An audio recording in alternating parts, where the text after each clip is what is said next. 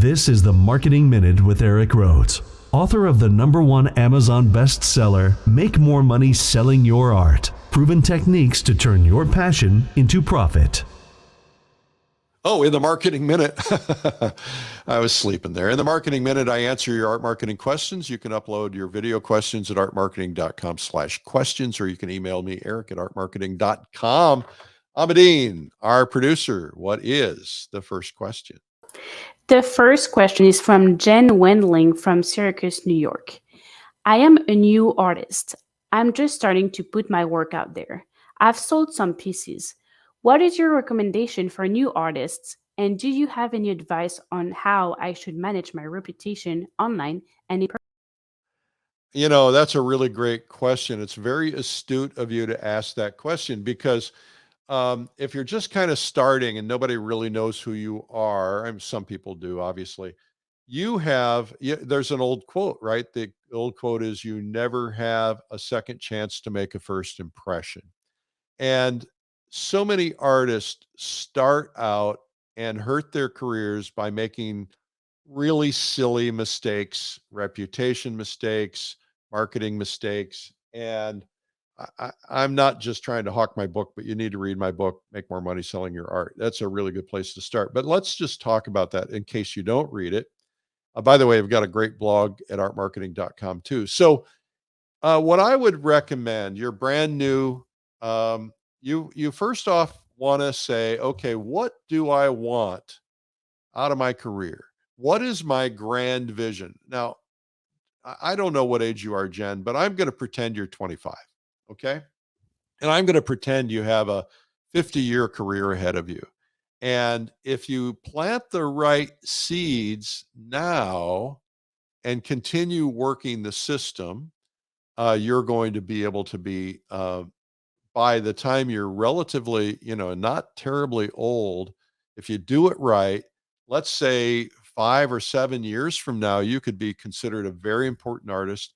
And 10, 15 years from now, you could be considered a master artist, and then ride that wave for the rest of your career. Now, you got to have the chops. I'm not going to talk about the chops. You're going to have to figure out how to get the chops, how to be a good painter, et cetera. That's a whole nother animal.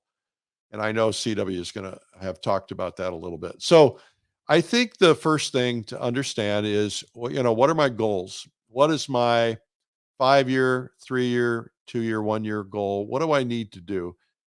And I would start out, in spite of the fact you want to do some big dreaming and where do you ultimately want to be, all of that stuff, setting those goals is important. I think what you want to do is start out by saying, okay, how do I get what I need in year one? Now, if you're working another job, what I highly recommend is not quitting your job. What I highly recommend is paint and figure out a way to get to the same level of income that you're at in your job. And once you get to the same level of income, prove it for another year. And once you've proven it for another year, then you can quit your job, or you can phase out of your job, because you get this overlap.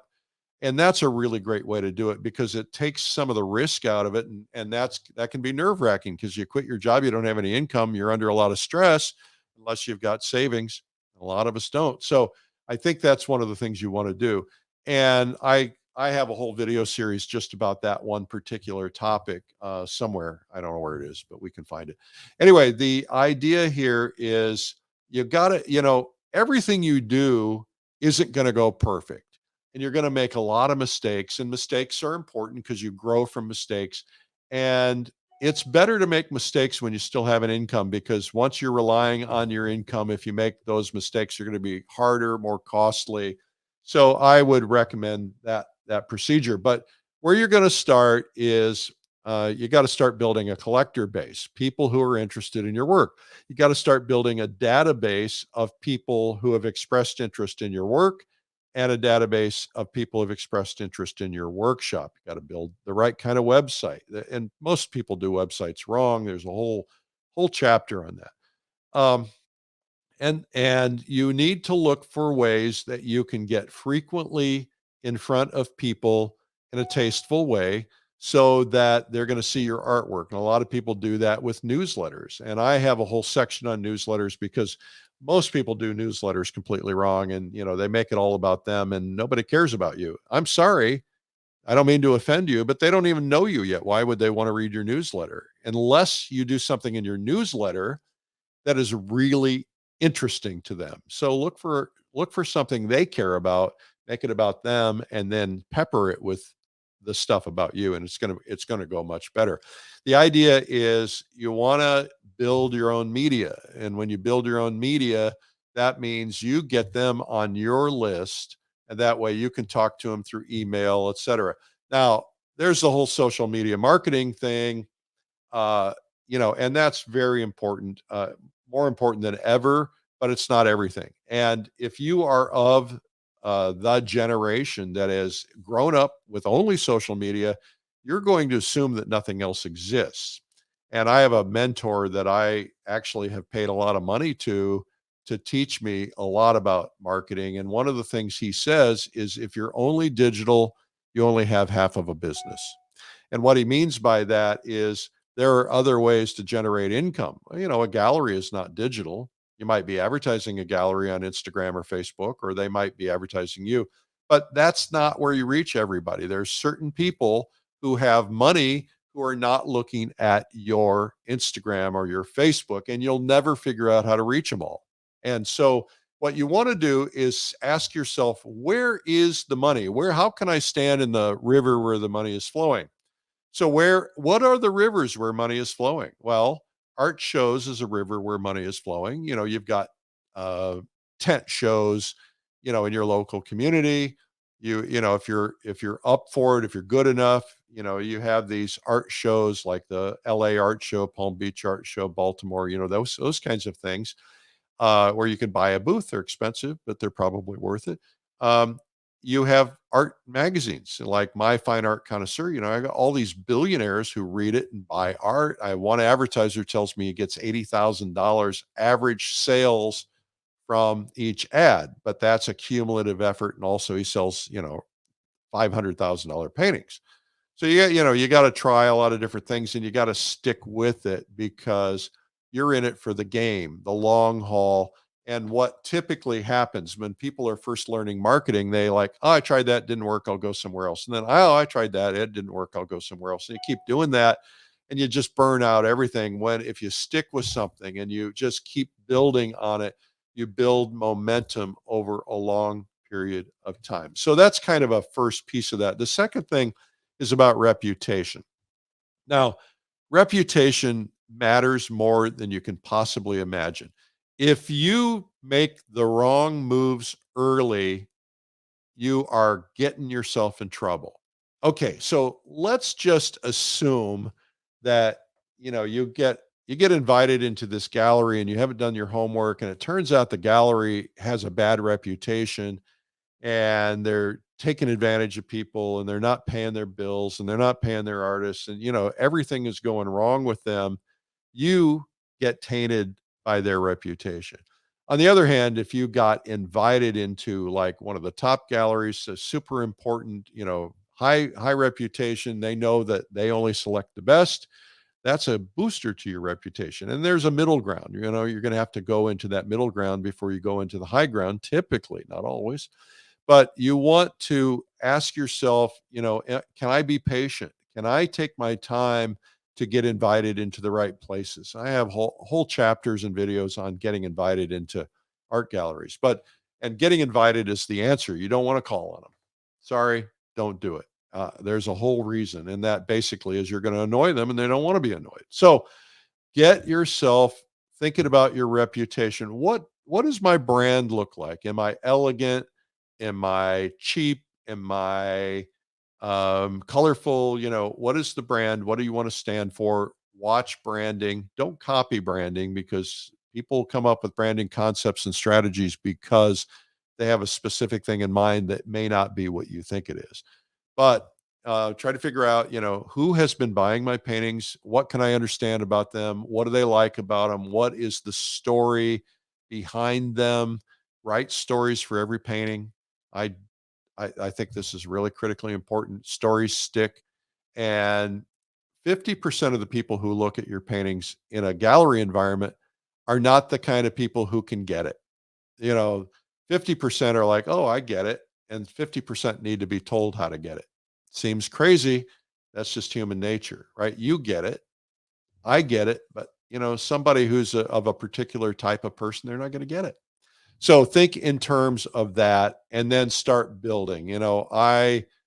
I think, I like the idea of dominating a particular magazine, dominate it for 5 or 10 years. I have one artist who was broke, bankrupt, hardly had any money, uh, and decided to advertise in one of my magazines. I think it was Fine Art Connoisseur, and just bought what she could buy, which was a quarter page or a half page or something in every single issue, never skipping it.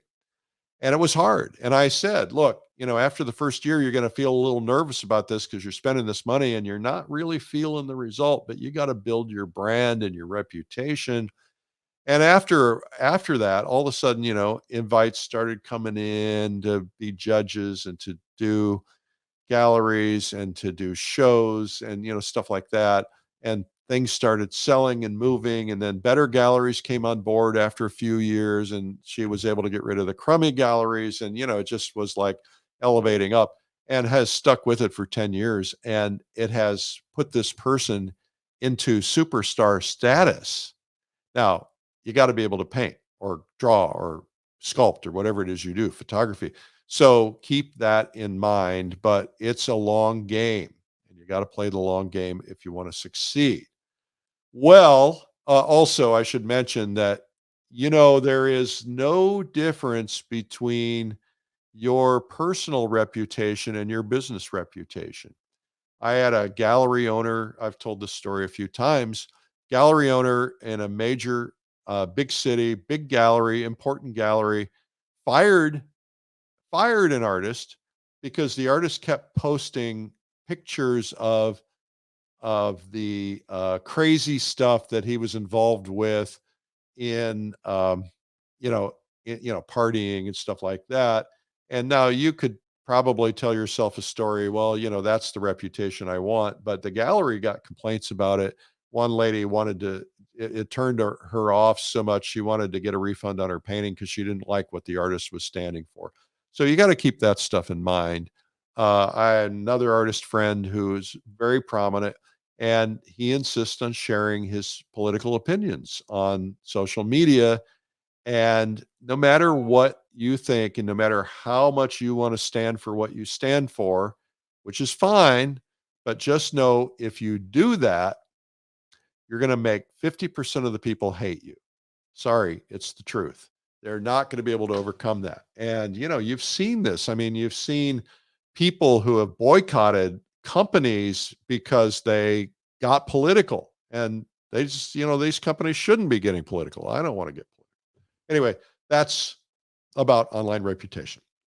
Next one, Amadine. The second question is from Desiree Holmes Sherini from Washington. My art galleries all closed during COVID. I'm not interested in gallery hunting or hanging in short shows anymore. How do I sell and unload artwork currently in storage?